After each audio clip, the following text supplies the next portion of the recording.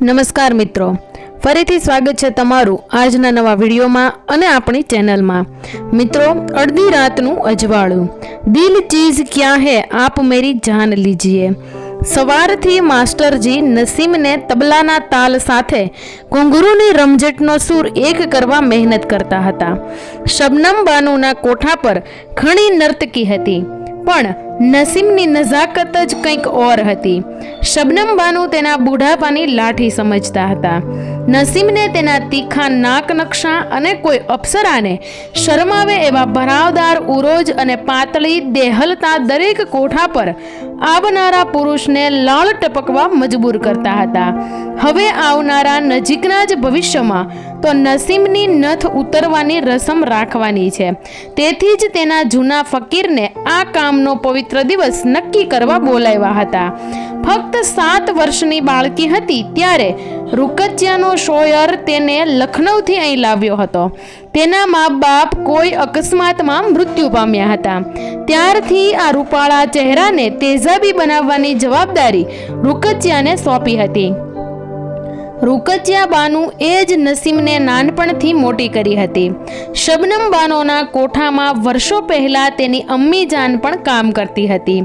રૂકચ્યાનો શોયર પણ લાહોરથી અહીં વસી ગયો હતો। કોઠામાં નાના મોટા કામ કરીને 2 પૈસા કમાઈ લેતો। શબનમ બાનુના કોઠાની બધી જ છોકરીના મુજરાના શરારા મૈસૂરનો જાણીતા દરજી બબન મિયા જ સીવતા, એટલે મહિનામાં 1-2 વાર રૂકચ્યા બધી છોકરીને અલગ અલગ ભાતના કપડાં સીવડાવવા ત્યાં લઈ જતા। બબન મિયાનો દીકરો ઉમેર નાનપણથી મનોમન નસીમને પ્રેમ કરતો હતો। સમય જતાં તેનો પ્રેમ નસીમને પણ સમજાવવા લાગ્યો। બંને એકબીજાની આંખોમાં પ્રેમ વાંચી લેતા। સ્પર્શ અને શબ્દોની તેમને જરૂર નહોતી, બસ માત્ર અને માત્ર અહેસાસ જ બંને માટે પૂરતો હતો। નસીમની સહેલી તબસુમ આ પાક પ્રેમની સાક્ષી હતી, પણ સાથે સાથે તેને નસીમને ખૂબ સમજાવી કે તવાઈફોને પ્રેમ કરવાની પરવાનગી જ નથી હોતી, તેને ખાલી પોતાના રૂપથી જ લોકોને લલચાવવાના હોય છે। આ દિલ જ કોઈને આપી દેશું તો આપણે આ કામ નહીં કરી શકીએ। નસીમ પણ આ વાતને માનતી હતી, પણ મન ક્યાં દિલને વાત માને છે? એ તો તન મનથી જ ઉમેરની ક્યારની થઈ ગઈ હતી। ચોરી ચૂપીથી વિતાવેલી ઉમેર સાથેની શુલ્ક ક્ષણોને આખો દિવસ મમળાવતી અને પંખમાં કમળની જેમ કોઠાની હિલચાલ અને લોકોની લોલપ નજરોથી પોતાને દૂર રાખતી। આજે સવારે જ એને શબનમ આપાને કોઈ સાથે વાત કરતા સાંભળ્યા હતા કે નથ ઉતારવાના બાબત ત્યારથી તે ખૂબ ચિંતામાં હતી। વિજયનગરનો સુલતાન હૈદર અલી અવારનવાર શબનુબાનો મહેમાન બનતો।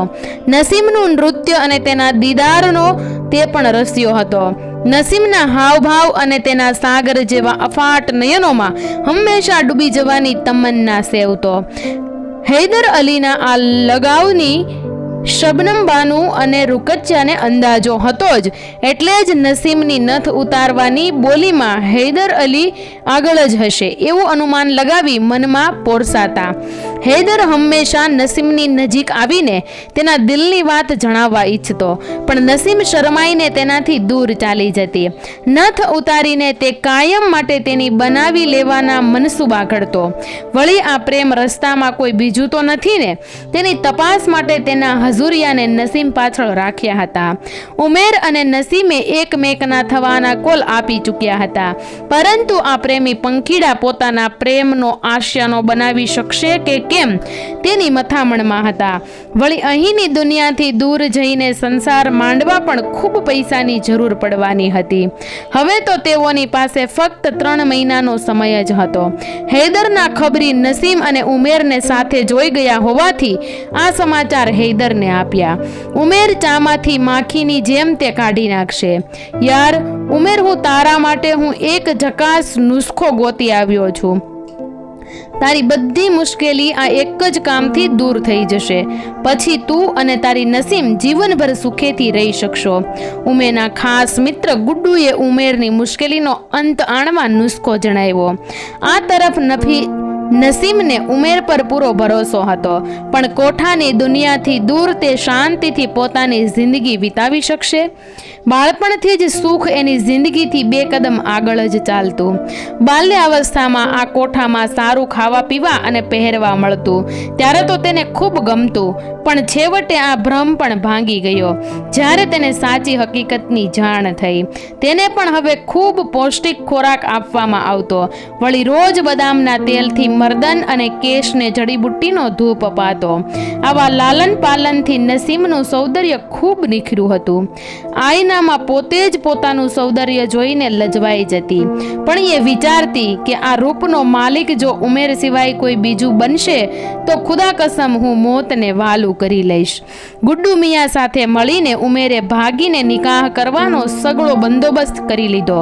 ફક્ત હવે પૈસા મેળવવાનું એક મહત્વનું કામ પાર પડે એટલે બસ, પછી હું અને નસીમનો સુખી સંસાર, એવું ઉમેર માનતો હતો. પણ મનુષ્યએ ધારેલું ક્યાં હંમેશ થાય છે. હૈદરને પણ ઉમેરની બધી હિલચાલના ખબર મળી જતા હતા. નસીમને તે કોઈ પણ રીતે ખોવા માંગતો ન હતો, એટલે તેને ઉમેરને કોઈ પણ રીતે તેના રસ્તા પરથી હટાવવો જ પડશે. ઉમેર બબન મિયાને એમ કહીને નીકળ્યો કે તે ગુડ્ડુ સાથે તેની અમ્માની ખેરિયાત માટે બિકાનેર ચાદર ચડાવવા જાય છે અને 6 થી 7 દિવસમાં પાછો આવશે. હૈદર તેની ફોજ લઈને ઉમેરની પાછળ જ હતો. એક વરસાદી રાત્રે નક્કી કરેલી યોજના મુજબ નસીમ કોઠાની દિવાલોને લાંઘીને બહાર નિયત કરેલી જગ્યાએ આવી પહોંચી.